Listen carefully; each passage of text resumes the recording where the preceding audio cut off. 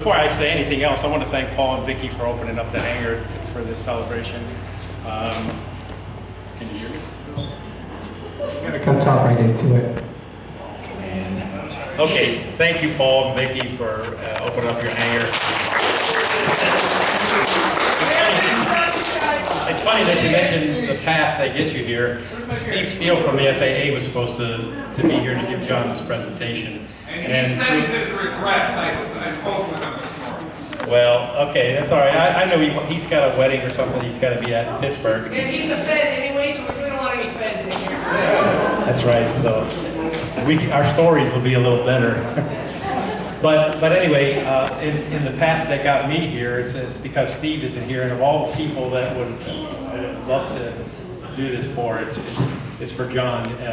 Steve brought his presentation package over to where I work at yesterday, and I'll be more than happy to present this to you. So John, if you want to come up here, I got a few things I want to hand to you.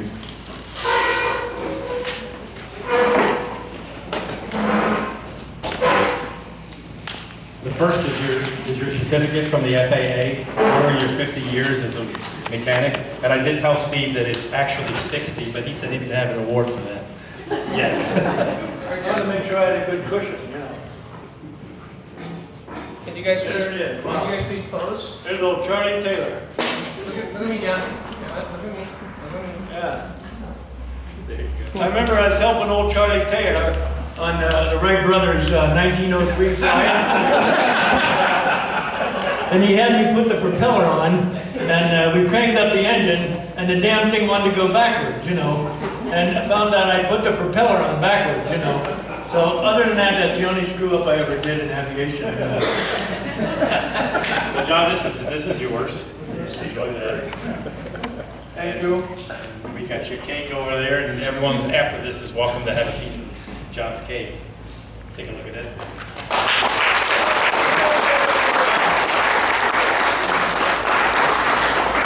That's pretty neat. Now, I want to thank all you people for attending here. I'm scared shit, I'm afraid to talk in public without a couple of nips. So before I came here, we stopped by the VFW and had a few nips. So now, I'm not afraid of you people. Hi folks, say hi John. Hi John. Very good. So I want to thank you all for attending this. My family and my friends, my United friends, and you know, I have a lot of other friends, but I'm old and they're gone. They're pushing up daisies, you know. But that's okay. That's okay because an old man told you guys stop moving. Anyhow, an old man told me one time, a wise man, he says, nobody, you can take it to the bank too. Nobody gets out of this world alive. You take that to the bank. The old guy told me that a long time ago. the young guys aren't listening, though. No, So thanks again, folks. That was pretty good, John.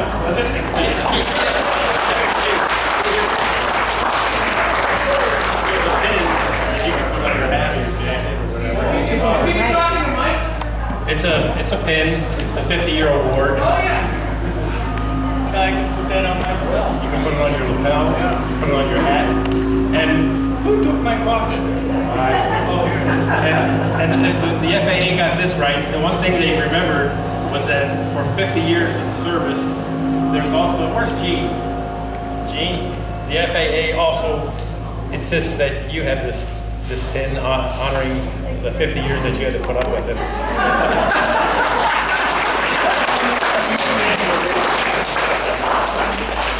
And last but not least, Steve brought over what he called a blue ribbon certificate of John's mechanical life. It's every piece of paper he's ever signed his name to. This is actually considered evidence in 49 states. Prosecute me for that? So I think the statute of limitations is over on most of that stuff. Yeah, after almost 100 years. So that's all the FAA has for you. Okay.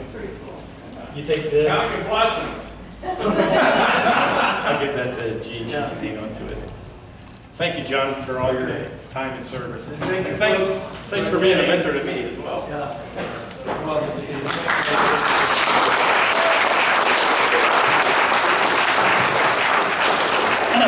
Okay, if anybody wants to say any nice things about me, there might be 2 or 3 people, I don't know. George? You have any stories? A hush comes over the crowd because you specified nice things. We told him it was karaoke night. Are you guys want to eat the cake now? Yeah, if you'd like, start cutting it up and you can enjoy it. George has a story. Check, Mike, check. Thank you, folks. Thanks, Steve. I see a lot of familiar faces out here, some folks I've never met before. My name's George. I'm a pilot with United, based here in Cleveland, and I've had the pleasure to know John for going on about 15 years now. So thank you, John, for everything you've done for me personally and for the airline. Quick preamble story here. When I first met John, I showed up at Columbia Station Airport and wanted to get back into general aviation flying after the military and the airlines. So John and I talked, and I said, well, John, I'm a pilot, and I have an A&P license also. He goes, that's the second most dangerous thing in aviation, a pilot with a toolbox. And after that, our relationship has gone downhill since then. But I wanted to present something to John here.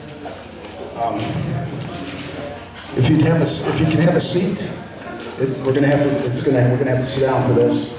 Now, John, as a pilot for United, you know us better as Continental, but I've been with United now about 35 years. And what I did today was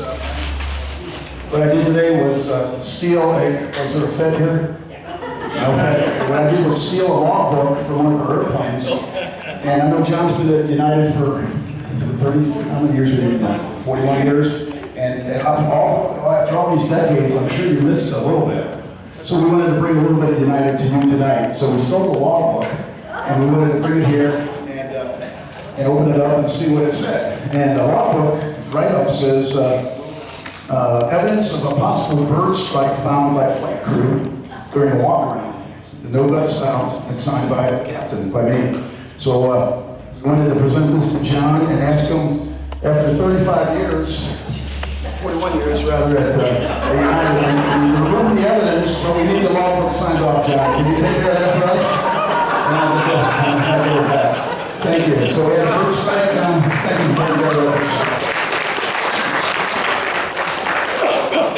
You're welcome. And finally, the last thing I want to say about John was I got to do some work on an airplane several years ago, 172, and the fuel valve was leaking. So it was the middle of December. John and Jean are enjoying their time down in Florida. So I called John up and I go, John, this 172 is leaking some fuel out of the one of Doc's airplanes is leaking some fuel. And he goes, well, here's what you're going to do. So he walked me and Vic through it. And we're in the hangar. It's the middle of December. The wind chill in there is about -30. And so we get this fuel valve out, take it over to Don Hemmerlich, get the seals repaired, get it leak checked, put it back in, and everything works great. I'm so excited. This is one of the first things I ever did as an A&P mechanic on my own. And next thing I want to do is go get the logbook so I can sign it off. So I called John back up a couple of days later, and he's of course in Winter Haven, and we're up here in Cleveland. And I go, John, it's all done, it leak checked fine, and where's the logbook? And there's a pregnant pause, and John goes, well, they're in my garage. And I'm like, well, I got to sign it off, right? Coming out of the Air Force and the airline, everything had to be signed off perfectly. And I go, John, can I open your garage? Can I get the logbook? And another pregnant pause, and John goes, George, relax. Airplanes can't read. So thank you for that, John. It was my introduction into general aviation. So thank you, John, for everything you've done for all of us. God bless you. God bless you. Thanks. Anyone else want to tell a story about John? The United guys definitely have a story.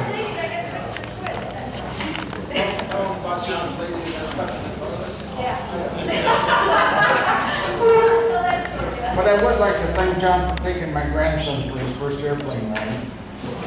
And with the door open and the seatbelt slamming on the fuselage, scared the heck out of my dog.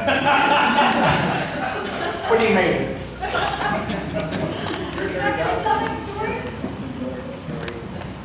Well, I have nothing but good to say about John.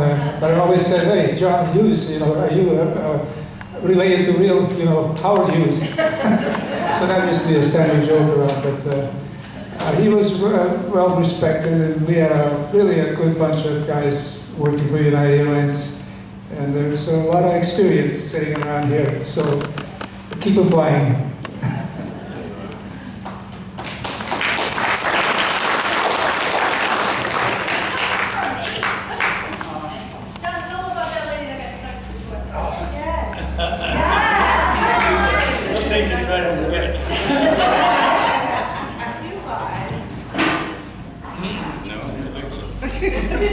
You remember when Jerry bought an ultralight?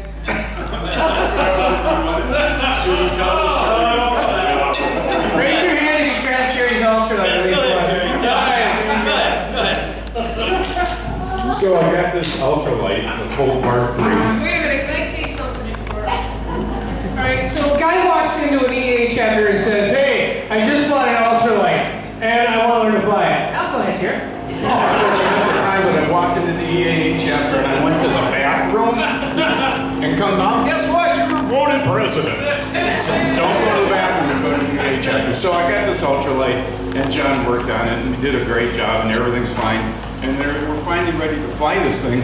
And I'm going, John, let's go fly. And he said, oh, no, I don't want to fly. No, I think it was windy, wasn't it? It was wind. No, I'm not going to fly. And I just pestered the hell out of him. So I said, you have insurance on this? You said no. No. So anyhow, he didn't want to fly. Everything will be okay. It's going to be okay. Little did I know it wasn't going to be okay. So and I had just written the ad to put it in. I was going to sell it. And it was going in Barnstormers or whatever it was. And so I badgered him enough that he finally decided to go fly it. And we were going to dinner that night. My wife and we were all going to go to dinner. And that didn't work out. And so anyhow, we take off, we're flying. And it's, flying good, everything's good. And we're coming in on final at Columbia on 1-8. And a gust of wind flips us over. And now, that's okay, we lived through it and everything's fine. But I couldn't understand why John's going, quick, everybody get him out here, let's get this thing off the field. And I was a young guy, I wasn't even a pilot yet, I was just training, and I didn't know that would be an incident then, right? And so we didn't want that. So we went out there with the trailer. Sure, you mean an incident. An incident, yeah. But John, thank you for all the years of great service. You've been an excellent AMP, and I love you today. Take care. There's got to be another story.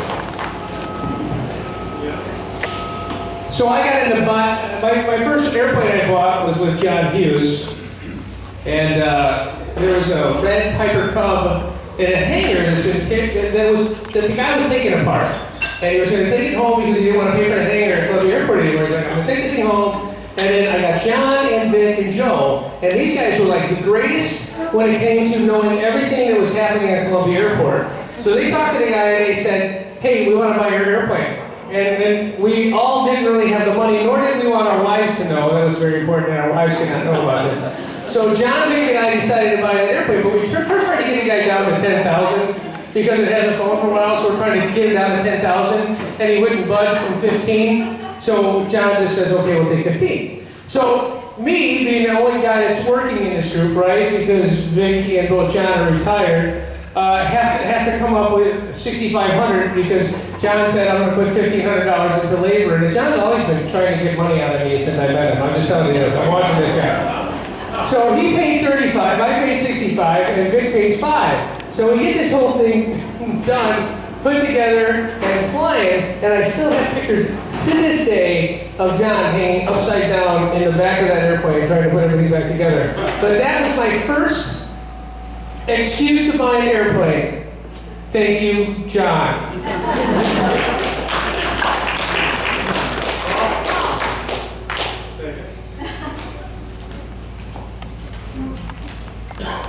Thank you, Paul. So I want to thank John. John's a big air coupe guy, and I bought an air coupe about 2 years ago, and it started having problems starting. So I can't tell you how many times John met me out in the field here to try to get it going. It seemed like the weather was always the worst possible every time he was out here. The one time, it was late summer, I think we got half eaten alive by mosquitoes trying to start it out on the ramp. And then, but the best story, and Molly reminded me of this one, was John had told me he hadn't seen a snowflake for something like 20 or 30 years. And he was in town for 1 or 2 days last December. And he came back out here to help me on the coupe. And he shows up, he came prepared. He had this heater with a propane bottle, this big air conditioner vent or whatnot to keep us warm, because it was probably about as cold as the other gentleman's story was, probably about a 10 degree below wind chill, and worked on it for about 4 hours. He came prepared with dinner and everything. John always had really good fried chicken. Sorry, John, we didn't mean to rat you out on the fried chicken, but that was the bomb. So, because I kept thinking I'd have to go bring my husband and, you know, pick up dinner and everything. Nope, there was John with his fried chicken, and Jean makes a mean salad to go along with that. So, on behalf of both of us, we'd just like to say thank you to John and to Jean for all that you did to help us get the air coupe back. And it's up to flying. If it wasn't paid then, I'd take you up for riding the pattern right now. I'll take a rain check. All right. Anyone else?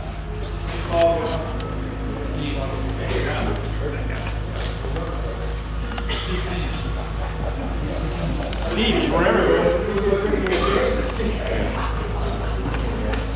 I got one story that it's kind of nice. About 20 years ago, I bought an airplane, and I hangared it out at Columbia, and that's where I first met John. Every time I would work on the plane, he'd come over and he'd say, "Hey, I don't know who you are, but you're not allowed to work on that plane." I said, "Well, it's my airplane." He said, "You need a mechanic to do that." And then for 10 years, he was getting on me, yelling at me all the time.